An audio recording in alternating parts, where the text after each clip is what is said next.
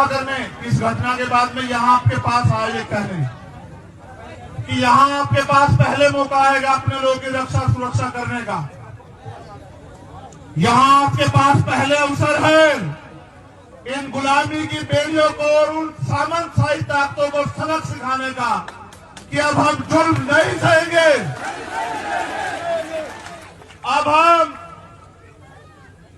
किसी भी कीमत पे किसी भी अन्याय अत्याचार को बर्दाश्त नहीं करेंगे, चाहे वो चंद्रशेखर आजाद के साथ हो या गांव में रहने वाले आम किसी किसान, कामगार, नौजवान, महिला, मजदूर किसी के भी साथ हम इस अन्याय को नहीं सहेंगे।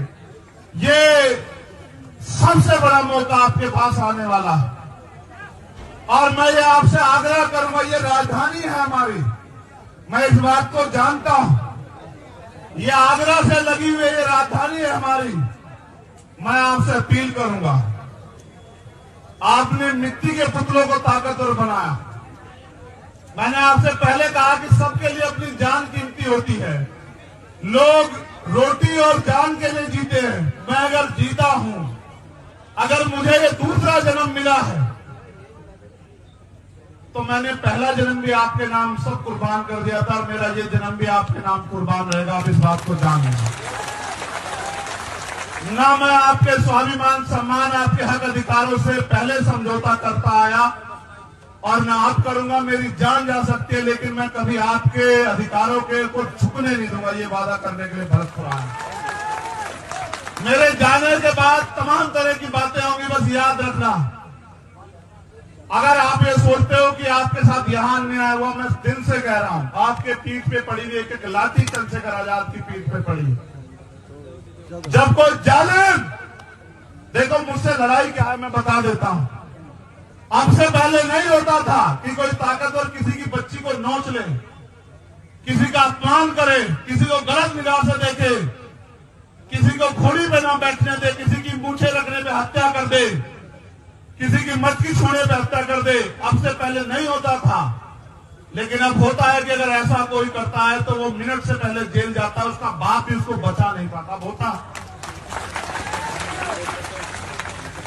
जो ये सोचते थे कि ये किसान कमेरे, दलित, पिछड़े, अल्पसंख्यक समाज के लोग, आदिवासी समाज के लोग उनकी जागीर है, उनके गुलाम है, इनका शोषण करना उनका जन्मसिद्ध अधिकार है। आज वो लोग मिनट से पहले जेल में जाते हैं, उनको सजा होती है।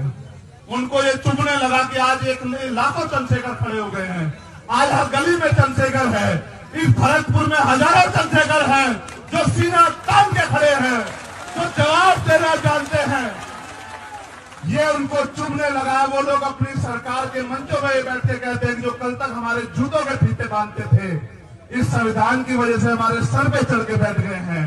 ये वो कहते हैं।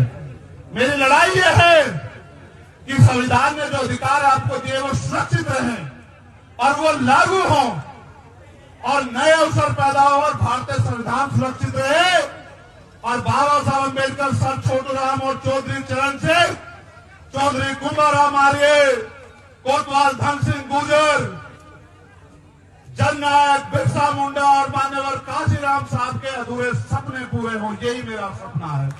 इसलिए मैं राजस्थान में हूं और मैं जानता हूं, मैं नहीं गया सभा करने इस घटना के बाद में यहां आपके पास आया ये कहने कि यहां आपके पास पहले मौका आएगा अपने लोगों की रक्षा सुरक्षा करने का। यहां आपके पास पहले अवसर है इन गुलामी की बेड़ियों को और उन सामंतशाही ताकतों को सबक सिखाने का कि अब हम जुल्म नहीं सहेंगे।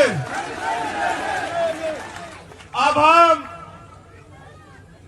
किसी भी कीमत पे किसी भी अन्याय अत्याचार को बर्दाश्त नहीं करेंगे, चाहे वो चंद्रशेखर आजाद के साथ हो या गांव में रहने वाले आम किसी किसान, कामगार, नौजवान, महिला, मजदूर किसी के भी साथ हम इस अन्याय को नहीं सहेंगे।